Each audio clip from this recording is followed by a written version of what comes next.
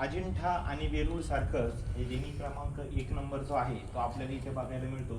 वर जर तुम्ही बघितलं तर अजिंठा वेरूळ सारख्या ज्या पिंपळकृती कमानी आहेत त्या कमानी इथे आपल्याला बघायला मिळतात। खाली सेम जे अष्टकोनी पिलर आपल्याला तिथे बघायला मिळतात, तिथे चौकोनी आहेत आणि खाली सेम एक रेलिंग पॅटर्न आहे, यावर चढायला पायऱ्या आहेत आणि इथे खाली जे आहे हे संपूर्ण अगदी 1 नंबर पासून जर इथपर्यंत बघितलं तर पानपोड्या आहेत आणि त्या पानपोडीला हे 4 झाकणं एएसआयने नंतर बनवलेली आपल्याला बघायला मिळतात। जर तुम्ही आतमध्ये आलात तर आतमध्ये आपल्याला इथे जर तुम्ही सेंटरला बघितलं तर तिथे जर तुम्ही नीट निरखून बघितलं तर तिथे स्तूप आहे, स्तूपाची प्रतिकृती आपल्याला कोरलेली बघायला मिळते। त्याच्या खाली एक आसन बघायला मिळतं, ज्या पद्धतीच्या लेणींमध्ये आपण आसन बघतो आणि आसनस्थ बुद्ध आपल्याला बघायला मिळतात, अगदी त्याच पद्धतीचं इथे आसन बनवलेलं आहे।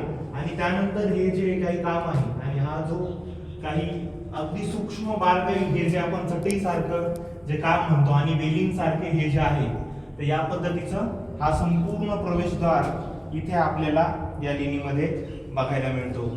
कुंडीवते बुद्ध लेणी येते।